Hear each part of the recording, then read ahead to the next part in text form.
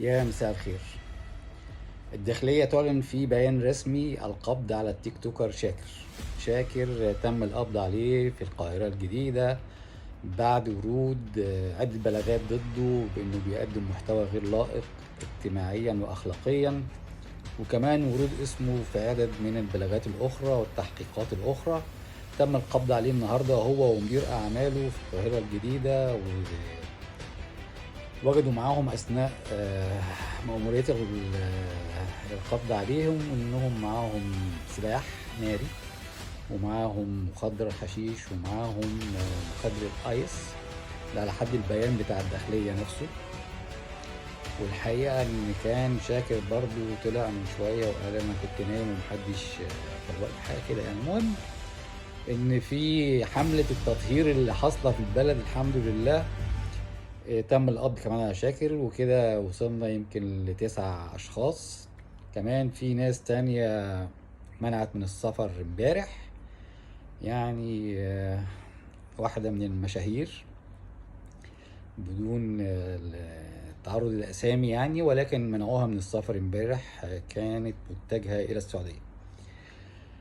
وفي أنباء إن هي هتستدعى للتحقيق قريب جدا كمان، وهنشوف هتوصل الدنيا لحد فين. ولكن الجميل في الموضوع ان احنا بدأنا مشوار التطهير. حقيقة زي ما بنأكد ان مفيش حد ضد صناع المحتوى، وان دوت الميديا الجديدة الحقيقة شئنا ما أبينا بسلبياتها وايجابياتها. لكن احنا كمان كمجتمع علينا دور.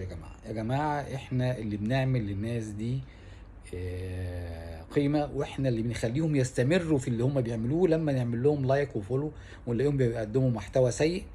وانا شايف الناس كلها تعليقاتها ان حاجه كويسه ان هم يعني بيبداوا يتحاسبوا او يتمسكوا علشان يخلي بالهم، واحنا ما نتمناش لاي حد ان هو ينضر يعني. ولكن لازم احنا كمان علينا مسؤوليه.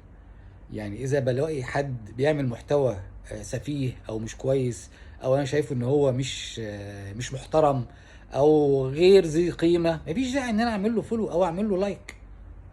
خلاص يا جماعه، يعني اكيد احنا مش عايزين ولادنا يوصلوا للمرحله دي، اكيد مش عايزين مجتمعنا يظهر بالصوره دي. فكمان لازم احنا كمان نتحمل مسؤولياتنا.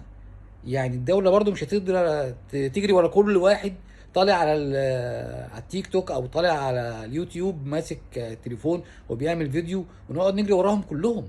احنا كمان لو ما اديناش الناس دي قيمه مش هيبقى لهم قيمه، مش هيستمروا. وزيهم زي الفنانين، حتى الفنانين والفنانات والمطربين والمطربات اللي بيعملوا حاجات غير قيمه محدش يعبرهم. اذا احنا عايزين المجتمع ده ينهض بجد، اذا هما مش مقدرين المسؤوليه اللي عليهم، احنا نخليهم يقدروا. اذا في قناه بتهاجم مصر قطعوها، هتقفل. لان مصر هي مركز المنطقه العربيه. احنا اللي عاملين للناس دي كلها سعر. اي قناه مهما كانت من اي دوله مهما كانت، لو احنا ما اتفرجناش عليها وتابعناها ملهاش لازمه، تقفل. هي دي قيمه مصر وهي دي قوه مصر. لازم نعرف كده، ولازم نعرف ان احنا كمان علينا مسؤوليه.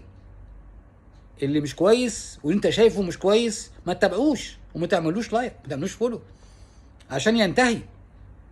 لكن نقعد احنا نكبرهم ونعمل لهم فولو ونجري وراهم، والاخر نرجع نقول ده وحشين وبيهزوا المجتمع. فلازم كمان الشعب والمجتمع نفسه يتحمل مسؤولياته. ان شاء الله تستمر الحملة والناس تفهم والناس تعرف، وبعد كده اللي يقدم محتوى يقدم محتوى محترم هادف، حتى لو ترفيهي بس يبقى ترفيهي محترم راقي. شكرا ليكم. متنسوش تعملوا لنا لايك وشير على فيسبوك وتيك توك، سبسكرايب على اليوتيوب.